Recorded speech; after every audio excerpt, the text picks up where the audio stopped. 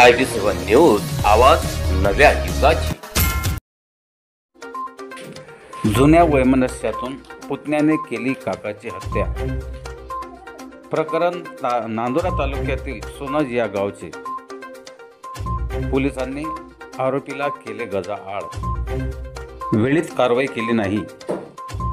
मृतकाच्या नातेवाईकाचा पोलिसांवर आरोप।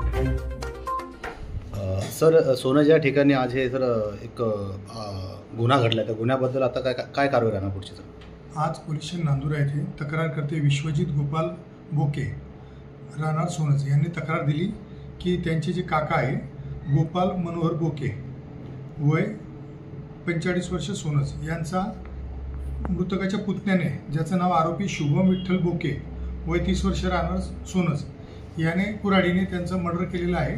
त्यांच्या छातीत वार करून त्यांचा जीव घेतलेला आहे। अशा लेखी तक्रारीवरून आरोपी शुभम विठ्ठल बोके याच्याविरुद्ध जुने कलम 302 नुसार गुन्हा दाखल झालेला आहे। आरोपीला अटक केलेला आहे आणि आता पोलीस पुढचा तपास करीत आहेत। सर, त्या आरोपीत अटक जो इसम आहे तो मृतकांचा पुतण्या आहे। काका पुतण्या असं एकामेकाचं नातं आहे, एकाच गावात राहतात, एका वाड्यात राहतात आणि त्यांचं जुनं आपसी वैमनस्य होतं, जुने वादतंटे होते, त्याच्यामुळे त्यांनी एकमेकाला मारहाण केली, त्यामध्ये ते मर्डर झालेलं आहे। सर, त्यांच्या जे मृतकाचे परिजन आहेत त्यांनी सांगितलं होतं की काल आम्ही रिपोर्ट दिला होता, त्याच्यावर प्रशासनाने कोणती कारवाई केली नाही, त्याच्याबद्दल काय मत आहे? त्यांचा काय रिपोर्ट होता तो बघता येईल, पण ते काल त्यांनी शिवीगाळ धमकीचा एक रिपोर्ट होता त्यांचा, त्यानुसार पोलीस आता ती कायदेशीर कारवाई करीत आहे आणि आरोपी अटकेमध्ये आहे सध्या पोलिसांच्या। थँक्यू। पुढील तपास नांदुरा पोलीस करीत आहेत। Thank you sir. ताई, ही घटना कशी घडली होती? काल 10 वाजता तो सकाळी कुऱ्हाड घेऊन आला घरी। हे विशूचे वडील दोघं जण नांदुऱ्याला येल होते। मग मी फोन केला की बा हे कुऱ्हाड घेऊन मारायला येईल, तुम्हाला पोलीस स्टेशनला जा, रिपोर्ट द्या। की दोघं बापले का आले, रिपोर्ट दिला आणि घरी आले की बा आता हे गाडी फोडली, पायऱ्या फोडल्या, पोलीस लोक येतील, काही पाहतील, कारवाई करतील।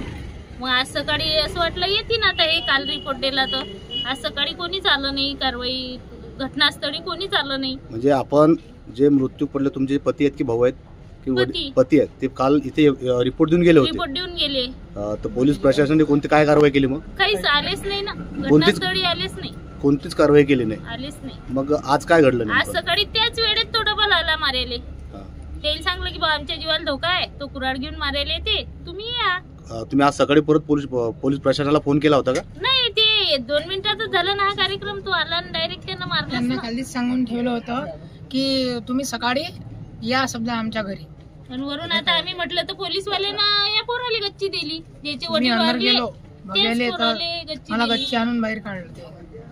ते आज जे काही झालं की नाही, माझे बाबा वारले, याले कारणीभूत नांदुरा पोलीस स्टेशन जबाबदार आहे। पोलीस जबाबदार असं पोलीसच जबाबदार आहे।